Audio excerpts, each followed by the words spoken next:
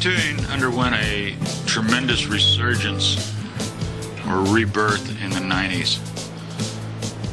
It gained popularity and acceptance like it's never had before.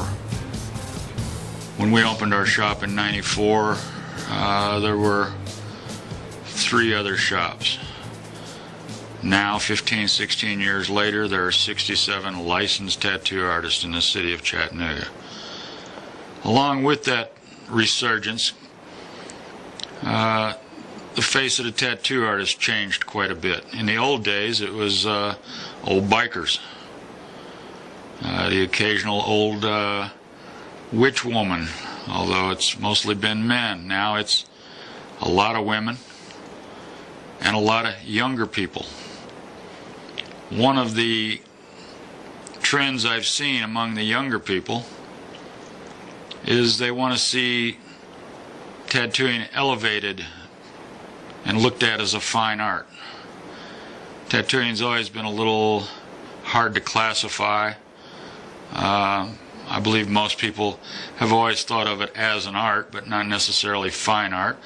And it's true that some of the younger people are really pushing the envelope about what can be done. Some of them are doing things that weren't even dreamt of 20 years ago. Some of those things are pretty fantastic while they're fresh, but there is some question as to how well they'll hold up over time.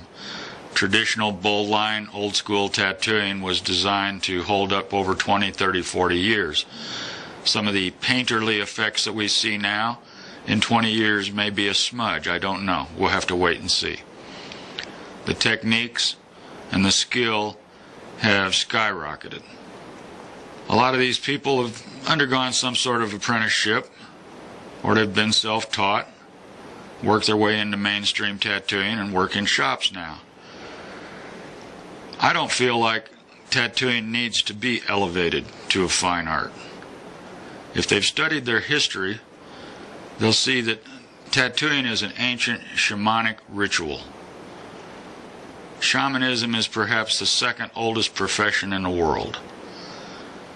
It's been around on every continent at one point in time for thousands of years.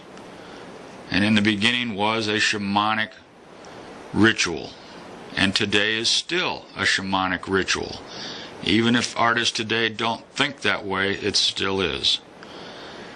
In Michael Harner's book, The Way of the Shaman, he says, at the beginning, I'm not going to tell you why shamanism works. It just does. With that thought in mind, when we're tattooing, we're doing shamanism whether we think we are or not. It's subtle. It's unconscious. But it happens. In the mid-90s, I went to Jeff McBride's Mystery School, which was a magical school for magicians. And at one point he said, after the performance, the audience has undergone a rebirth or a rejuvenation. They leave the show with hope. They leave the show knowing that the impossible is possible.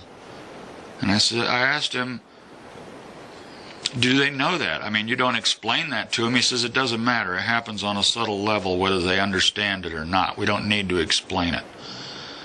So tattooing as a shamanistic ritual is that way also.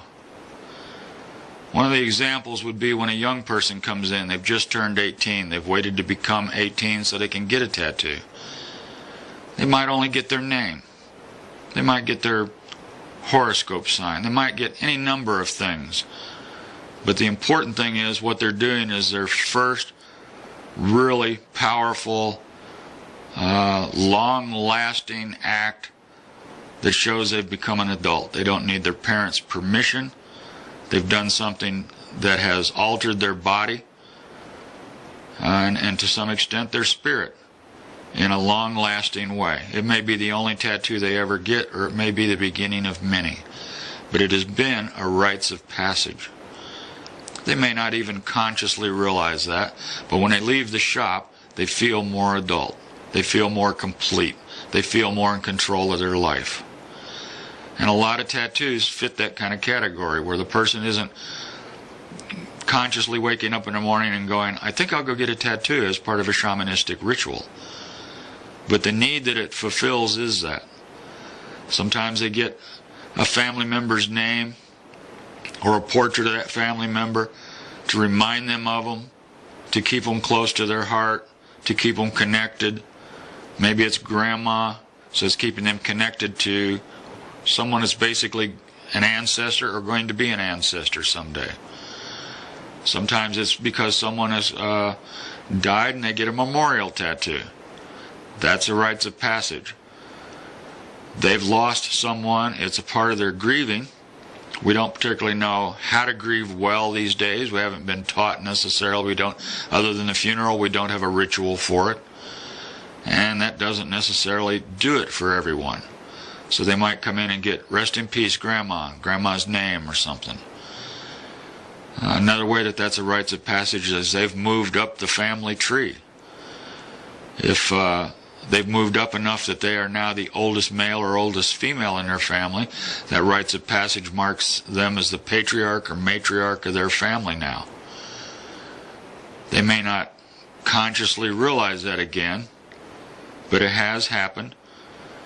And I do a lot of memorial tattoos, and sometimes I can feel the person's grief, can feel them letting go of it, can feel them moving to more of a celebration of that person's life, and other times I can't. They are not expressing grief, they're just getting grandma's name. Another way that it might be looked at as a shamanistic ritual is a military tattoo, or a Harley Davidson tattoo. Some kind of tattoo that shows that person's a member of what has now taken the place of the old warrior society. Sometimes when people are getting a tattoo that represents something, the representation isn't clear. Instead of getting mom's name, some people might get a heart with mom in it. Or they might get a heart without mom in it. Or they might get a rose. It's the act of getting the tattoo and the meaning and intention behind it that makes it a shamanistic ritual. Here at the Red Queen, we try to treat tattoos that way. We try by how the shop is run, by how it's, if you will, decorated, by the music we use, by our personality and our tone. When we're doing the tattoo, we try to show respect. If someone's getting a memorial tattoo, I'm not going to joke around much. Other times, I possibly am. If they're getting a military tattoo, we may discuss the military. I'm a veteran, so I've got some perspective on that. Some people come in and get a tattoo because they're 1 year clean and sober. That's a rites of passage. It's a part of their transformation from becoming an addict to becoming someone more in control of their life. That tattoo may directly reflect that position in their life, or it may, again, be a rose. And that rose just represents their first year of sobriety. Maybe next year they'll add a second rose.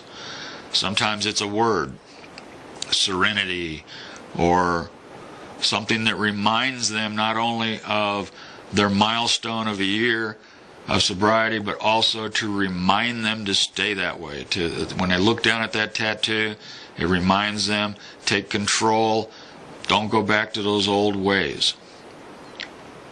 In ancient times, on different continents, among different indigenous peoples, almost every culture did some form of body modification or tattooing. Some it was paint, some it was more permanent like tattooing and was very primitive, often lacking color. And in some places like Africa, it was more prone to being scarification. These things usually had to do with some rites of passage from becoming an adult, or coming back from a war raid, or have to do with protection from disease. The Iceman that they dug out of the glacier years ago, they thought some of the tattoos on him were on acupuncture points to help cure his arthritis that they could tell he had. So some of them were healing, some of them marked milestones, some of them were just plain scary. Some of the warrior societies were tattooed the way they were to make them more fierce, to remind them to be fierce, but also to make them look fierce to their enemies. And it worked well, I'm sure, because a guy might have something very sharp and menacing looking on him that would make him look like a monster instead of a man. Here at the Queen, we have what we call altars, and I think most tattoo shops have them. You might look at them and say, well, they're just decorations. Well, they are, but they're done with an intent, and they're done with a focus. This particular altar on the wall behind me is of all different cultures, a lot of masks, but other symbols of cultures throughout time and throughout the world, that when someone's sitting here, we hope it connects them to their ancestors. When they're sitting here trying to figure out, well, what should I get? I have no idea what I want. They might look on the wall and go, oh yeah, my ancestors are from so-and-so, such and such a place. Maybe I'll get something that reflects that.